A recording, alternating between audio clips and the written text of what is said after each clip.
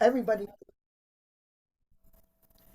my my mother, she came from a small town in Newcastle where everybody was friendly and everybody knew your name and they were neighborly, they were kind. And then when she moved to New York, it was sort of like a culture shock for her because Mm. everybody here was not that way. They're from the whole world in Brooklyn is different. So anyway, when she was here, she wrote a poem about her experiences here. And then she wrote a poem called The Fly. I will read it. I wish I were a little fly so I could fly up in the sky and fly to those I long to see and friends who are so dear to me. But here I am without a friend and some whose necks I'd love to bend. I see new faces every day, but none so friendly, I dare say. I go downtown to get pushed around. They push you here, they shove you there, without a worry or a care. I never heard one say to me, "Oh, won't you pardon me?" There's nothing like an old hick town where you can wipe away your frown. So all day long I just sit and sigh because I'm not a little fly. Very good. The end. Very nice. You Very, like that? did they hear you? Do you read it again? Because somebody called me, it was the wrong number. Okay. Yeah. You heard my preliminary statements about my mother and coming here to Brooklyn, right? Hmm. Sheila? I heard everything. I just want to hear the poem. Okay. It's called The Fly. I wish I were a little fly so I could fly up in the sky and fly to those I long to see and friends who are so dear to me. But here I am without a friend and some whose necks I'd love to bend. I see new faces every day, but none so friendly, I dare say. I go downtown to get pushed around. They push you here, they shove you there, without a worry or a care. I never heard one say to me, "Oh, won't you pardon me?" There's nothing like an old hick town where you can wipe away your frown. So all day long I just sit and sigh because I'm not a little fly. The end. That was written around 1940. No Are you comment? still recording me? Hello. Are you all on mute? Do you want me to stop the recording or I No, figured no. Leave the comments in if there are any. Comments. okay. Comments. Nobody says anything. Let's see. Maybe they're on mute. Fred left the room. I enjoyed your poem very much.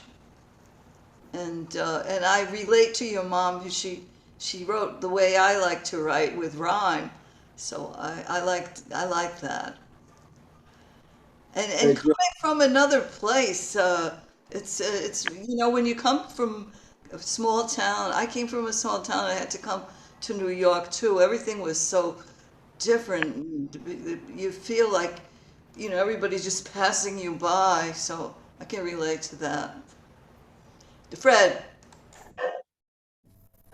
Um, whoops. I think that's a fairly novel encomium to a fly, and the talents and abilities a fly has to get an overview, and the idea of using a humble beast like a fly to make some points about really about life, is just very novel and so well done. No part of that seemed to be reaching or stretching for something. There were, it wasn't artificial, and yet I won't say she personified the fly, but almost wishing to have the the overview that a fly might have. It was really quite well done, no doubt about it. Thank you, Fred. My mother thanks you. She's listening. Sheila, She's Sheila, listening. you have your hand up, Sheila? Yeah. I- Yeah. I think it was an interesting conglomeration of stream of consciousness and the a feeling of sort of an envy of a fly that could just get around and nothing bothers it. It just goes about, it's just completely happy-go-lucky. It goes around doing its business, whatever. And nobody to push it around, nobody to bother. Of course, until it lands and a frog eats it or something. But I know I like that combination of like sort of a stream of consciousness sometimes, and then it goes to reality. It's an interesting, I never read a poem like that because it's interesting. It goes from reality to stream of consciousness and then to sort of a fairy tale-ish kind of thing about the fly, folk tale kind of thing. Yeah. Fred? A lot of imagination required. Fred, go ahead. I want to pick up on that almost last word that Sheila mentioned, the idea of imagination, being able to think of a fly that way. And it reminds me of this poem by William Oldys, Oldys, in the early 1700s, on a fly drinking out of his cup. It's 2 stanzas long, and something like what Jean's mother did, using the idea of a fly to make a rather deep point. So in the first stanza, he says, "Busy, curious, thirsty fly, drink with me and drink as I. Freely welcome to my cup, couldst thou sip and sip it up. Make the most of life you may, life is short and wears away." And he picks up on that and he likens himself to the fly, and he says, both alike are mine and thine, hastening quick to their decline. Thine's a summer, mine's no more, though repeated to 70. And then he ends the poem with these 2 lines telling why their lives are the same, even though his is 60 years, the fly is just a summer. 70 summers when they're gone will appear as short as one. Isn't that often the case, that in retrospect, like, where did the years go? 70 summers when they're gone will appear as short as one. So there we have 2 poems about flies, or using flies to make other points, or just to speculate about flies in one poetry session. We studied flies thanks to Jean's mother and William Oldys. His name was William Yeah, William, yeah. Oldys, Oldys. Uh-huh. Sometimes an insect or a little creature can inspire you to sort of become poetic. Because I remember once I was I think I was sitting on a bench in a college, Kingsborough actually, and I saw this little creature like a caterpillar, quite a beautiful color pink, just wiggling along like on a tree, a little stem or something. And it was something I had never seen in my life. And this little creature, I don't know what it was, a caterpillar or whatever, some bug, was almost like a little feminine thing. It was moving in a very kind of feminine manner. And it just was climbing very happily on this little thing and eventually disappeared. But I had never seen any creature like that before in my life. I was wondering what it was, what exactly I saw. Was it a caterpillar? Was it something else, a worm, or what?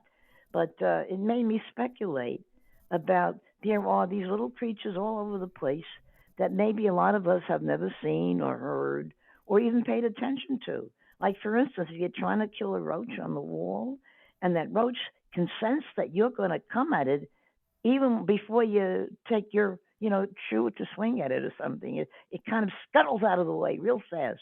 It has a very quick sense of not getting hurt. So if you look at little creatures, a lot of them have manners and ways that could become poetic. What Dorothy just said is so true. That exemplifies what people here, what poets in general do. They see things that others don't. Look at what Dorothy just said. She described how the thing was moving and it looked happy, and other people would just, ignore it, would make nothing of it. And someone like people here can take something and recognize so much more in it than they just see more than what ordinary people see. I think that's what creative people, poets can do, artists can do. See things that are there in plain sight, except no one sees them, except people who have that ability to see them. Hundreds of composers have written about insects, Flight of the Bumblebee. There are plenty about flies. And then Danny Kaye sang a song from Hans Christian Andersen called Inchworm. And if you ever saw an inchworm, the way it walks, it humps up each step, it humps its back, and then it flattens out again. And they're really interesting. Yeah, there's so much in nature. So if you just sit around, you observe. Right. Probably you go with your pencil and paper, and you can write many little verses just of what you see. These little creatures in nature. Remember that song? Remember the song "High Hopes" about the ants that moved the rubber tree plant? Well, ants are so inspirational. The scientist Edward Wilson has devoted his life to the study of ants. It's absolutely true. Thank you so much, Gene. Raymond, do you have anything for us today? No, I'm just here to make comments. That's about it. Okay. In that case, Fred, would you like? By coincidence, Fred was talking about people who put poetry to music. My mother wrote poetry when she was a young girl and a woman. And she wrote a poem in the 1930s that she set to music. The music was a song by Ruth Etting in 1932. The song Ruth Etting sang was called "A Little Street Where Old Friends Meet." So my mother wrote a poem, and she set this poem to the tune of that Ruth Etting song. I will read the poem that my mother wrote as a young person. By coincidence, Fred was talking about people who write poetry and set it to music. Music that already exists. And they use their poetry to use that music. To enhance the music. And so my mother, when she was a young woman or young girl, she wrote poetry. And she wrote a poem. And then she set it to the music of a song that Ruth Etting sang in 1932. The name of the song was "A Little Street Where Old Friends Meet." So I'm going to read my mother's poem from the 1930s. This is her poem, my mother's poem. And I'm going to sing it to the music that Ruth Etting sang. It's just a big gray house on Wabash Street where all the girls just love to meet. They go in and out any time of day. Lois is the one who has so much to say. And whether it's Ozzy or Mike, they're both alike. They say, where's the picnic at tonight? It's just a big gray house on Wabash Street, where all the girls just love to meet. And she wrote that song. She was about 15. And she had a family of. My mother she had a lot of sisters and brothers. My mother was one of 16 children. Wow. Was the same mother? Yep. One mother, and each child was born alone. No twins, and one after another. 16. The first one was named Florence. Florence was the first baby, the only one born in Italy. My mother's mother and father came to the United States after that baby was born and had 15 more children. The next one was Michael. The next one was Alex. And then Ozzy, who was also, his name was Ozzy, sometimes Louis, sometimes Rennie. The next boy was Emil. Then there was a son, a little boy. I don't know if he was a teenager or younger, but he was leaning against a telephone pole, playing marbles, watching kids play marbles. And a truck backed up and crushed him against the telephone pole and killed him. After that tragedy, Helen was born, and then Sue, and then there was Elizabeth, a little girl who was getting dressed for school, leaning against the coal stove. There was a coal stove in the middle of the room, and it was cold out, and she was leaning against it to lace up her shoes, and her dress caught fire. And all her clothes caught fire, and she was not savable. It took her 3 days to die, and that was the second tragedy. The same year as the little boy who got crushed. After Elizabeth died, my mother was born. She was the 10th child. And then Betty, and then Lois, and then Marge. And the same year that little Elizabeth caught fire, and the son that I don't even remember his name, or if I ever knew his name, a little baby who had just born died of either walking pneumonia or SIDS. So my grandmother lost 3 children in 1 year. After that, there was Babbo, whose real name is Albert, and Babe. I guess in Italian, Babbo means baby for boy and Babe for girl. So there was 16, and they were, aside from those 3 tragedies, they had a wonderful family, a wonderful life. Each one of them became very successful career-wise.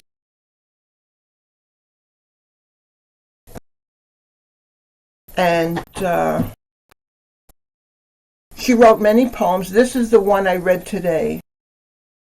And that's why she was saying,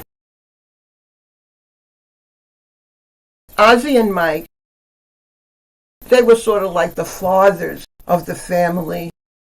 Because after having 16 children, my mother's father died. And they had to raise 16 children without him.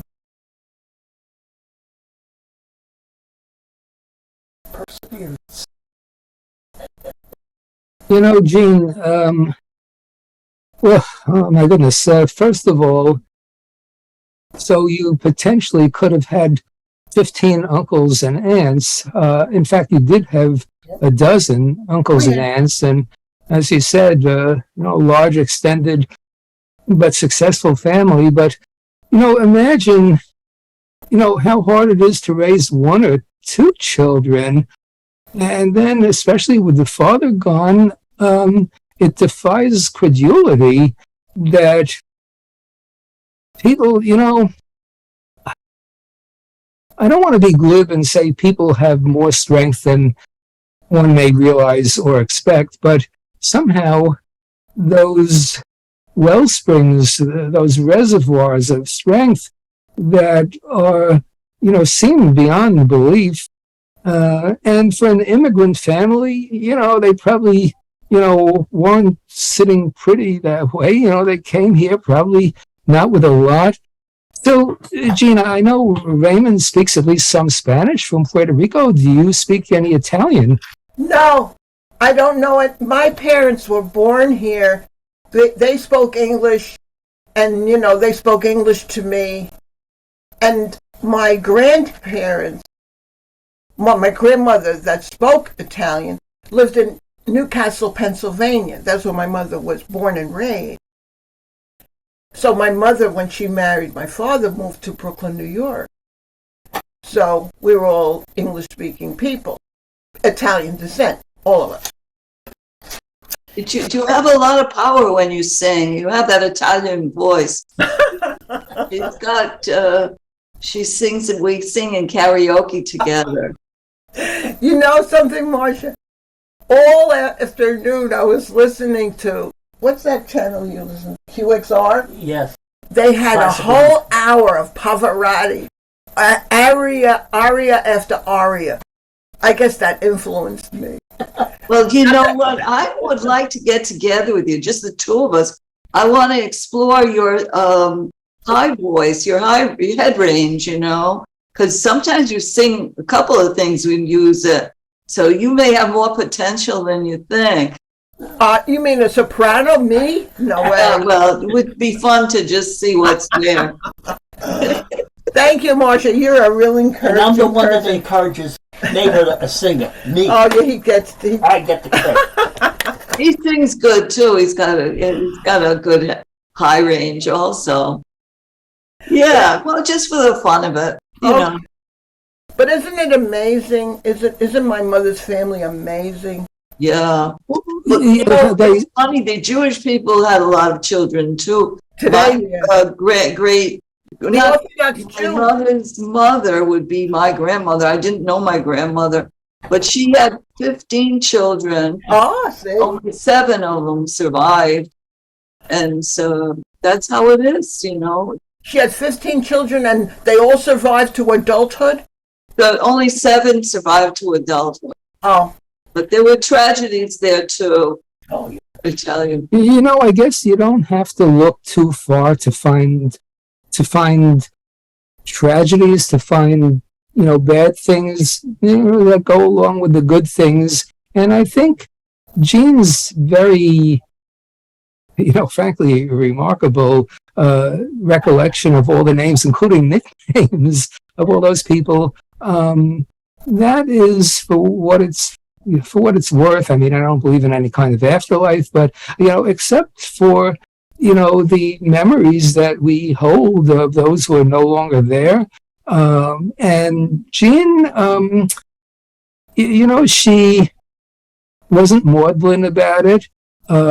She was respectful, and, matter of fact, without either overly glorifying the heroism. It took heroism to survive, certainly in those days. It may take heroism to survive in all days, but, to come to a new country and have so many children and manage, despite the tragedy, to, make something of themselves. In a personal way, but not so personal that others couldn't relate to it.